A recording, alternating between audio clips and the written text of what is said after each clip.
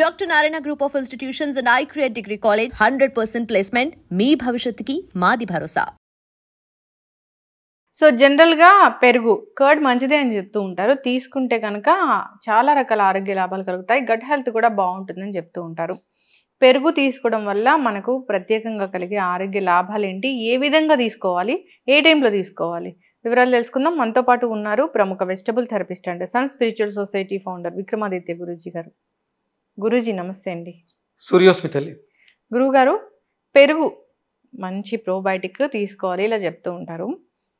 పెరుగుని వేడివేడి అన్నంలో తీసుకోకూడదు, నైట్ పూట తీసుకోకూడదు ఇలా కూడా చెప్తూ ఉంటారు. పెరుగు నుంచి మనకు ఆరోగ్య లాభాలు కలగాలంటే ఏ టైంలో తీసుకోవాలి, అందరూ తీసుకోవచ్చా, ఎంత క్వాంటిటీ ఆఫ్ తీసుకోవాలి? భారతీయ అంటే సనాతన ఆహార విధానంలో పెరుగుకి చాలా పెద్దపీట వేయబడింది.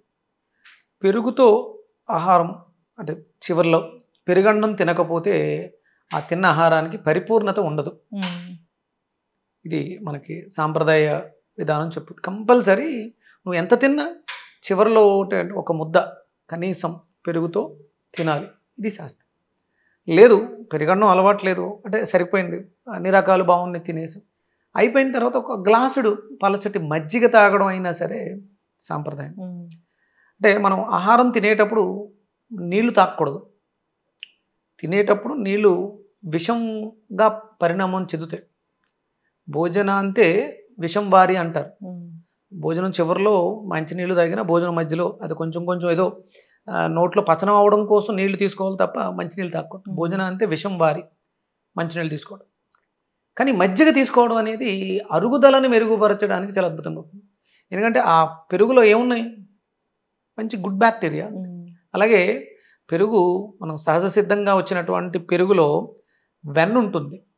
అది అరుగుదల చిక్చక్తిని వెలిగించటానికి ఉపయోగపడే ఔషధం అవుతుంది. అది సమురు కదా, ఫ్యాట్స్ ఉన్నాయి అందులో. పెరుగులో ఫ్యాట్స్ కూడా ఉన్నాయిగా. మనకు కావాల్సిన ప్రోటీన్ ఎంత ఉండాలో అంత ప్రోటీన్ ఉంది, ప్రోబయాటిక్ ఉంది, మంచి గుడ్ బ్యాక్టీరియా ఉంది, అలాగే కాల్షియం ఉంది, ఫ్యాట్స్ కూడా ఉన్నాయి. అన్ని రకాలు కలగలిపినటువంటి అద్భుతమైనటువంటి పానీయం. అది మనకి దాహార్తిని తీరుస్తుంది, జీర్ణశక్తిని మెరుగుపరుస్తుంది. అంత అద్భుతమైనటువంటి శక్తికరమైనటువంటి పదార్థం. కాకపోతే ఇప్పుడు మనం ప్యాకెట్ మిల్క్స్, కెమికల్ మిల్క్స్ ఇవన్నీ వచ్చేసి చాలా ఇబ్బంది పడిపోతాం.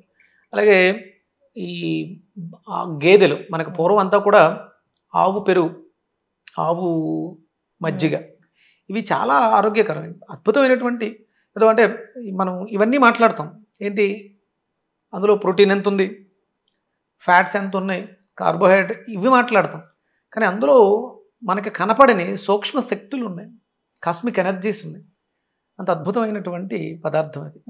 ఎందుకంటే ప్రకృతిలో సూర్యుడి నుంచి వెలువడుతున్నటువంటి ఒక అత్యద్భుతమైనటువంటి కిరణాన్ని కేవలం గోవు మాత్రమే స్వీకరిస్తుంది. గోవు మాత్రమే స్వీకరిస్తుంది. ఆ స్వీకరించినటువంటి శక్తిని పాల ద్వారా మనకు అందిస్తూ ఉంటుంది. అంటే చాలామంది చెప్తుంటారు ఇది అంటే ఏ యానిమల్ మిల్క్ ఆ యానిమల్ పిల్లలకు మాత్రమే. మీరు అన్నది కరెక్టే, పిల్లి తన పిల్లల కోసమే పాలిస్తుంది. అలాగే ఇంకా ఈ సరీసృపాల్లో చాలా రకాల జీవులన్నీ కూడా వాటిలో కానీ గోవు తన పిల్లతో పాటు తనని పోషిస్తున్నటువంటి యజమానికి కూడా ఆరోగ్యాన్ని చేకూర్చాలనే సంకల్పంతో ఉంటుంది. అందుకని దానికి గోమాత అంత విలువైంది. అది చాలా ఔషధమైనటువంటి విలువలు పాలలో ఉన్నాయి. ఆ పాలని మనం తోడు పెట్టడం ద్వారా అత్యద్భుతమైనటువంటి రుచికరమైనటువంటి శక్తివంతమైనటువంటి పదార్థంగా తయారవుతుంది పెరుగు. ఆ పెరుగుతో మనం భోజనంలో సంతృప్తి ఏర్పడుతుంది, ఫుల్ఫిల్మెంట్ ఉంటుంది. లేకపోతే ఎంత తిన్నా ఇంకా తినాలనే క్రేవింగ్స్ ఉంటాయి. దానిని తగ్గించగలిగిన శక్తి అంటే ఎసిడిక్ నేచర్లో ఉన్నటువంటి శరీరాన్ని ఆల్కలైన్గా మార్చడానికి పెరుగు అత్యద్భుతంగా దోహదం చేస్తుంది, పలచగా చిలకడం వల్ల. ఓకే, అయితే మజ్జిగ తీసుకుంటేనే మంచిదా? మజ్జిగ తీసుకోవాలి. అంటే అన్నంలో పెరిగేస్తాం, కొన్ని నీళ్లు పోసుకుంటాం, దాంతోపాటు మనం లవణం, సైంధవ లవణం, కల్లుప్పు ఇలాంటివి వేసుకుంటాం. అంటే పూర్వం ఇంకా ఉండేవి, ఆయుష్ వృద్ధి చేసుకోవడం కోసం చిటికెడు సొంటిపొడి వేసుకుని భోజనం చేయడం. ఎందుకంటే ఇప్పుడు మనకి వర్షాకాలంలో పెరుగన్నం తింటే జలుబు చేస్తుందని భయం ఉంటుంది. చిటికెడు అలా చేత్తో అంటే మన భోజనం దగ్గర ఇవన్నీ ఒక కప్తో ఉండేవి పూర్వం. సైంధవ లవణం, ఉప్పు, అంటే ఒక్కొక్కళ్ళ అభిరుచి ప్రకారం మిరియాల పొడి, సొంటి పొడి ఇవన్నీ ఉండేవి. అవి వేసుకోవడం వల్ల పెరుగులో అంటే కొన్ని దోషాలు వస్తూ ఉంటాయి. మీరు గమనించారో లేదో, ప్రతికూల శక్తులు ఉన్న చోట, నకారాత్మక శక్తులు ఉన్న చోట పెరుగు త్వరగా పాడైపోతుంది. పాలు తోడు పెడితే తోడుకో, గట్టి పడదు పెరుగు. అంటే ప్రకృతిలో ఉండేటువంటి కాస్మిక్ ఎనర్జీని కూడా అది రిసీవ్ చేసుకుంటుంది. మీరు గమనించలేదు, బ్యాడ్ స్మెల్ వస్తూ ఉంటుంది పెరుగు తోడు పెట్టిన నెక్స్ట్ డే. సరిగా తోడుకోదు, నీళ్ళగా పైకి తిట్టులా తేలుతుంది. ఏదైనా గాలి వచ్చిందేమో, అంటే నెగిటివ్ గాలి మీన్స్ నెగిటివ్ ఎనర్జీ ఉందేమో, మైలు గాలి తగిలిన పెరుగు పాడైపోతుంది. అంత శక్తివంతమైనటువంటి పదార్థం పెరుగు. మనిషి యొక్క ఆయుర్దాయాన్ని పెంచేటువంటి పెరుగు. ఇదే పెరుగు ఎలా అయితే ఆయుర్దాయాన్ని ఇంప్రూవ్ చేస్తుందో, అదే పెరుగు సూర్యాస్తమైన తర్వాత తీసుకుంటే ఆయు క్షీణాన్ని కూడా చేస్తుంది. ఆయుష్ తగ్గిపోతుందమ్మా. సాయంత్రం సూర్యాస్తమైన తర్వాత పెరుగు తీసుకోవడం అనేది నీకు ఇవ్వబడినటువంటి భగవంతుడు నీకు ఇవ్వబడినటువంటి ఆయుర్దాయంలో నువ్వు తగ్గించుకుంటూ వస్తున్నట్టే. అంటే సందర్భానుసారం ఇదే ఔషధం, ఇదే విషంగా కూడా పరిణామం చెందుతూ ఉంటుంది. మజ్జిగ ఎప్పుడైనా తీసుకోవచ్చు, ఏ కాలమైనా. సీజన్లో ఏ కాలంలో అయినా సరే మజ్జిగ తీసుకోవచ్చు. కానీ ఇది ఉదయం మాత్రమే, సూర్యోదయం మాత్రమే. సూర్యోదయం తర్వాత పెరుగు నిషిద్ధం. పెరుగు కానీ మజ్జిగ కానీ పాలకు సంబంధించిన అంటే తోడు పెట్టినట్టు ప్రోబయాటిక్గా మారినవి ఏవి కూడదు. సూర్యాస్తమయం తర్వాత నిద్రించడానికి ముందు మిరియాలు కలిపినటువంటి పాలు శ్రేయోదాయకం. మరి అంటే ఇప్పుడు బాగా ఎవరికైనా షుగర్ ఉంటే కూడా పెరుగులో మెంతులు నానబెట్టుకొని తీసుకోవాలంటారు. అంటే పెరుగు మంచిదే, రుచికరంగా ఉంటుంది. మెంతులు చేదుగా ఉంటాయి. షుగర్ ఎక్కువ ఉన్న వాళ్ళు అంటే మెంతులు చేదుగా ఉంటాయి కాబట్టి షుగర్ తగ్గుతుంది అని అనుకుంటూ ఉంటారు. అంటే అది కొంతమందికి మాత్రమే అది పనిచేస్తుంది. చాలా సంవత్సరాలుగా చాలామంది నీళ్ళల్లో నానబెట్టిన మెంతులు కూడా తీసుకుంటున్నారు. అంత గుణవర్ధకంగా పనిచేస్తుంటే ఇప్పుడు ఇంకా రకరకాలు ఏంటి అని ఆలోచించాం. ఒక దానితో పరిష్కారం లభించేస్తుంది అన్నప్పుడు ఇంకో దాని గురించి మనం ఆలోచించాం.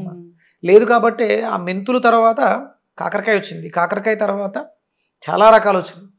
కానీ ఎక్కడా దీనికి ఎండ్ దొరకట్లేదు. అంటే మనిషికి మనస్తత్వానికి వైద్య విధానం అనేది మారుతూ ఉంటుంది. అందుకనే వైద్యుడు అన్నారు. అంటే కొన్ని రకాల దీర్ఘకాలికమైనటువంటి రోగాలు వచ్చినప్పుడు 85% మీరు మీ రోగాలను నయం చేసుకోవచ్చు. 85%. ఒక 15% రోగాలు నయం చేయాలంటే కొంచెం ప్రావీణ్యత ఉండాలి, సాధకులై ఉండాలి. ఏదో పుస్తకాలు చదివేసినంత మాత్రాన 4-5 ఏమంటారు మెడికల్ టెర్మినాలజీ మాట్లాడినంత మాత్రాన వైద్యులు అయిపోరు. డయేరియా వచ్చినప్పుడు కూడా పెరుగు వాడతారా? ప్రోబయాటిక్ అంటే మన బాడీలో గుడ్ బ్యాక్టీరియా లేకపోతే వచ్చేటువంటి ప్రాబ్లమ్స్ ఎదుర్కోవడానికి పెరుగు అత్యుత్తమైనటువంటి ఔషధం. చాలా అద్భుతమైనటువంటి ఔషధ గుణాలు ఉన్నాయి. అది ఆహారంతో కలిసినప్పుడు ఆహారమే ఔషధం అవుతుంది కాబట్టి మనకు అద్భుతమైనటువంటి పోషకాలను ఇస్తుంది. దాన్ని అంటే కేవలం ఒక పెరుగుని చిలకడం అనేది ఒక పెద్ద ప్రక్రియ. ఒక చెక్క కవ్వాన్ని పెట్టి దాన్ని clock wise anti clock wise తిప్పడం వల్ల మరింత శక్తివంతంగా తయారవుతుంది. అందులో కంటికి కనపడని ఆయిల్ ఉందిగా పెరుగులో, దాన్ని దేని ద్వారా బయటకు తీస్తున్నాం? చిలకడం అనే ఒక ప్రక్రియ. ముందుకి వెనక్కి చిలకడం ద్వారా లోపల ఉన్నటువంటి అంటే ఇంకొకటి ఏదో ప్రవేశించి ఈ రెండింటిని విడగొట్టింది. మనకు చాలా శక్తివంతమైనటువంటి పదార్థం. ఏదో అంటే మనం తొలిపేసుకోవడం కాదు, చిలకాలి. ఆ చిలకడం వల్ల ఎనర్జీస్ అన్నీ కూడా అందులో యాడ్ అవుతాయి. ఒకసారి క్లాక్ వైజ్ తిప్పినప్పుడు పైన ఉన్న ఎనర్జీ కిందకి దిగుతుంది, యాంటీ క్లాక్ వైజ్ తిప్పినప్పుడు దాంట్లో స్ప్రెడ్ అవుతుంది. ఇది ప్రక్రియ నిరంతరంగా జరిగి అంటే మనకు వెన్న కావాలనుకున్నప్పుడు బాగా ఎక్కువసేపు చిలుకుతుంది. తాగడానికి కావాలనుకున్నప్పుడు నార్మల్గా 4-5 సార్లు చిలకాలి కంపల్సరీ. చిలకడం వల్ల చెక్క కవ్వం వేసుకుని అది మరింత ఔషధంగా మారుతుంది. దాంట్లో కొంచెం దోరగా వేయించినటువంటి జీలకర్ర, కొంచెం సైంధవ లవణం, 2 కరివేపాకులు అబ్బలేస్తే అద్భుతమైనటువంటి బటర్ మిల్క్ చాలా అద్భుతంగా ఉంటుంది. చక్కగా చెప్పారు గురూజీ. పెరుగు తీసుకోవచ్చు, తీసుకుంటే ఆరోగ్య లాభాలు కలుగుతాయి. కానీ ఉదయం పూట మాత్రమే పెరుగు తీసుకోవాలి, ఈవినింగ్ టైంలో పెరుగు తీసుకోకూడదు అనేది వేదంలో శాస్త్రం చెప్. సాయంత్రం పూట పెరుగు తీసుకోకూడదు అనేది శాస్త్రంలో చెప్పబడింది. సో ఆ విధంగా అందరూ ఫాలో అవ్వాలని కోరుకున్నాం. పెరుగు అన్ని విధాలా మంచిది. పెరుగులో మెంతులు కలుపుకొని తీసుకుంటూ ఉంటారు. సో పెరుగులో గ్యాస్ట్రిక్ బాగా ఎక్కువగా ఉన్న వాళ్ళు మెంతులు వాడకూడదమ్మా. ఎసిడిటీతో సఫర్ అయ్యే వాళ్ళు మెంతులు వాడకూడదు. మిగతా వాళ్ళు వాడుకోవచ్చు. అంటే ఇవి తెలియాలి. అంటే వస్తువు యొక్క గుణాన్ని బట్టి అది ఎప్పుడు వాడాలో తెలియాలి. అలాగే చాలా మంది వెల్లుల్లిపాయలు తినేయాలి అంటారు, నమలాలి. వాటి వల్ల కూడా గ్యాస్ట్రిక్ ఇష్యూస్ పెరుగుతాయి. వెల్లుల్లిపాయ మంచిదే, ఎంతవరకు మంచిది, దేనికి మంచిది, ఔషధానికి గుణగణాలు ఉంటాయి, వాటిని అనుసరించాలి. అది కొంత ప్రావీణ్యత కలిగిన వాళ్ళు ఔషధాలుగా తీసుకోవాలి. అందుకనే మనకి కూరల్లో పెట్టుకుంటాం, దానికి ఏమి పెద్ద ఇబ్బంది ఉండదు. పసుపు వాడడం మంచిదే, ఎంత మంచిది ఇది కూరల్లో వేసుకోవడం వరకు మంచిది. మంచిది కదా అని చెప్పేసి అని పాలలో ఎక్కువ కలుపుకుని తాగితే మోషన్ టైట్ అయిపోతుంది, ఇబ్బంది అయిపోతుంది. ఏదైనా ఔషధమే పరిమాణంలో వాడాలి, దానికి ప్రావీణ్యత కావాలి, దానికి సాధన కావాలి. ఎవరు పైనుంచి ఊడిపడం, రెగ్యులర్గా ప్రతిదీ చూస్తూ సాధన చేస్తూ ఉంటే ఎవరికి వాళ్ళే 85% మీకు వచ్చే రోగాలకి మీరే డాక్టర్. దాని తర్వాత మాత్రమే మీకు ప్రత్యేకమైన నైపుణ్యం కలిగినటువంటి సాధకులు కావాలి.